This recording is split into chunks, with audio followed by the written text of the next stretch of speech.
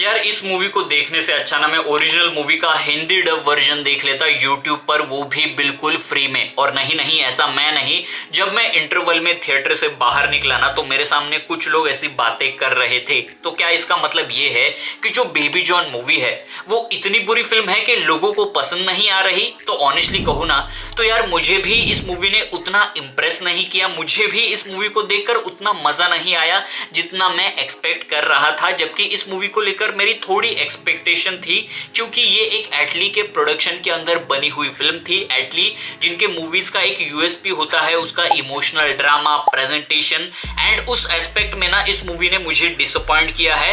And उसके चलते movie के अंदर एक जो मास मसाला वाला एस्पेक्ट है ना, उसका जो एक इम्पैक्ट है वो फील नहीं होता है। एटलीस्ट मैंने तो फील नहीं किया है। एंड इससे पहले कि मैं और डिटेल में इस मूवी के फ्लॉज के बारे में बात करूं, सबसे पहले बात करते हैं मूवी के पॉजिटिव पॉइंट्स के बारे में। तो मूवी का एक जो म्यूजिक है, बीजीएम है, वो काफी बढ़िया है, लाजवाब है, ऑन पॉइंट है।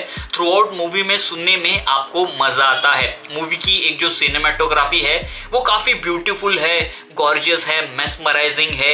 एक जो प्रेजेंटेशन है पर्टिकुलर सीन में, इंडिविजुअल सीन में, जैसे वरुण धवन का जो कैरेक्टर है जिसको 3-4 बार अलग अलग तरीके से जिस तरह से इंट्रोड्यूस किया गया है वो काफी बेहतरीन है, लाजवाब है। परफॉर्मेंस की बात करें तो जैकी श्रॉफ जी एज बब्बर शेर जो इस मूवी के मेन विलन है, उन्होंने भी एक नुआंस्ड बेहतरीन नेक्स्ट लेवल परफॉर्मेंस दी है। And last but not the least, ना ही वरुण धवन एंड ना ही जैकी श्रॉफ इस मूवी के जो मेन हाईलाइट है, जो मेन स्टार परफॉर्मर है, जो इस मूवी से स्टैंड आउट करते हैं, वो है Rajpal Yadav sir. And I am not kidding even 1%। मतलब आप मूवी देखने जाओगे वरुण धवन के लिए, लेकिन आप फैन बनकर बाहर निकलोगे राजपाल यादव जी के। राजपाल सर का ना सपोर्टिंग रोल है जो वरुण धवन के कैरेक्टर के साथ थ्रू आउट मूवी में रहते हैं। लेकिन मूवी के अंदर 2 ऐसे सीन हैं जहां पर वो अकेले इंडिविजुअली परफॉर्म करते हैं। एंड भाई साहब क्या परफॉर्म करते हैं, वो परफॉर्म ही नहीं करते हैं, आउटशाइन करते हैं, आग लगा देते हैं। उस 2 सीन में he literally steals the show. Movie के अंदर जितने भी कैरेक्टर है उनको ओवर पावर करते हैं, ओवर शेडो करते हैं, सो मच सो दैट कि मूवी खत्म होने के बाद भी उनको, उनके कैरेक्टर को, उनकी परफॉर्मेंस को याद रखा जाएगा इन 2 सीन की वजह से। ये मैं गारंटी देकर कह सकता हूं। पहला सीन जो है वो इंटरवल के पहले आता है जहां पर राजपाल जी का कैरेक्टर जो है वो एक बड़ा सा इमोशनल मोनोलॉग डिलीवर करते हैं। एंड उस सीन को देखकर सुनकर आप भी इमोशनली फील करोगे, वो सीन आपके दिल को छू जाएगा।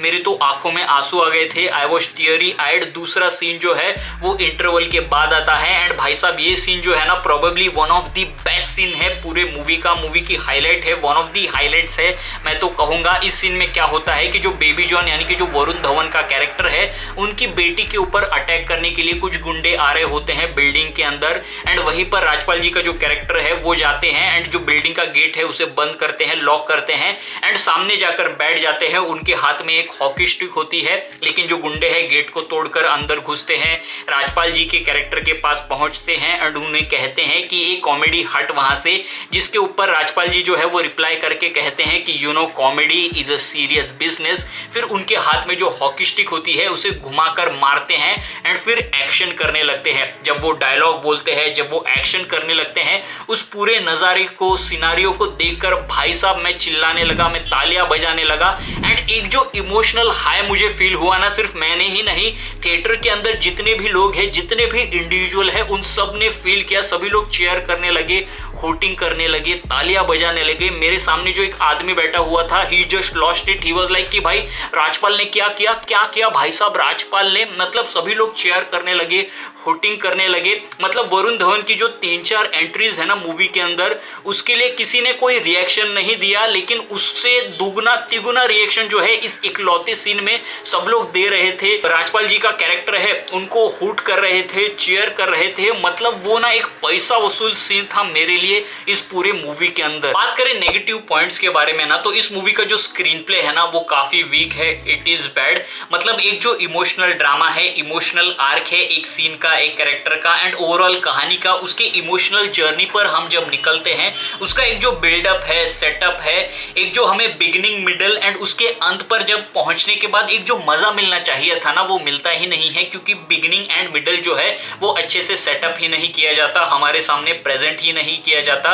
इस मूवी के अंदर ऐसे होता है कि बस 1-2 मिनट के लिए हमें कुछ इंफॉर्मेशन दी जाती है, कुछ एक इमोशनल मोमेंट देखने के लिए मिलता है, फिर कट टू कैरेक्टर की एंट्री, कट टू एक मासी मोमेंट, कट टू कोई एक्शन हमें देखने मिलता है। मतलब एक जो इमोशनल सीन है उसको थोड़ा रुक कर एक थोड़ा उस सीन को थोड़ा और डेवलप होने देना, उस मोमेंट को फील होने देना, एज अ ऑडियंस हमें एब्जॉर्ब होने देना, ये डायरेक्टर होने ही नहीं देते हैं। बस एक के बाद एक थोड़ी सी इंफॉर्मेशन देते हैं एंड फिर सीन एक के बाद एक धनाधन आपके ऊपर मारते रहते हैं, जिससे वो एक ओवरवेलमिंग एक्सपीरियंस हो जाता है।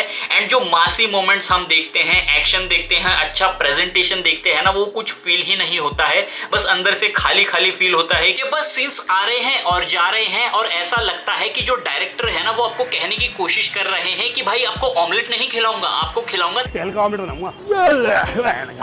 Varun Dhawan as baby John इस मूवी के अंदर उनको जिस तरह से मास अवतार में प्रेजेंट करने की कोशिश की गई है ना, वो मेरे लिए वर्क नहीं किया। वो मेरे हिसाब से इतनी कुछ अमेजिंग या लाजवाब उनकी परफॉर्मेंस नहीं थी, ठीक ठाक उनकी मुझे परफॉर्मेंस लगी।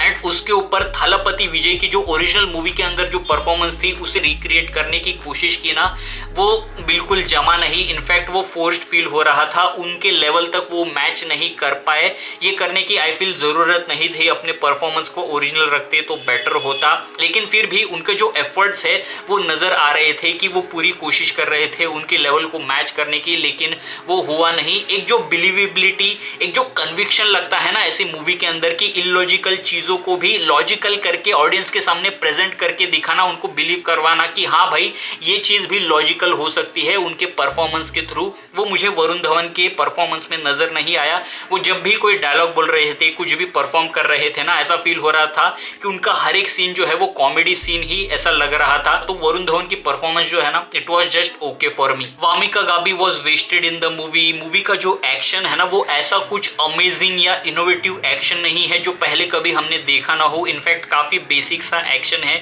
जो इस मूवी के अंदर हमें देखने मिलता है। उसके बाद जो हम कैमियो देखते हैं सलमान खान जी का, उनकी जो एंट्री है, फिर थोड़ा सा जो वो एक्शन करते हैं वो काफी बढ़िया है। लेकिन उसके बाद जब वरुण धवन का जो कैरेक्टर है, सलमान भाई जी का जो कैरेक्टर है, उन दोनों कैरेक्टर के बीच में एक जो बहसबाजी होती है, बातचीत होती है, जुगलबंदी होती है डायलॉग्स को लेकर, वो मतलब मुझे कुछ भी लगा उसकी बिल्कुल जरूरत नहीं थी। तो गाइस बस आज के वीडियो के लिए इतना ही। इस मूवी को लेकर आपके क्या विचार है, आपकी क्या सिने सोच है, नीचे कमेंट करके मुझे डेफिनेटली जरूर बताइए। एंड ऐसे ही सिनेमा रिलेटेड कंटेंट के लिए सिने सोच चैनल को लाइक कीजिए, शेयर कीजिए एंड सब्सक्राइब कीजिए। तब तक के लिए bye bye.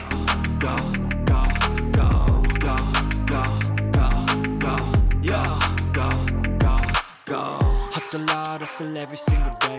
I'll be making moves till I'm buried in my grave. To the system, I don't wanna be a slave. I've been doing shit my way, or the highway.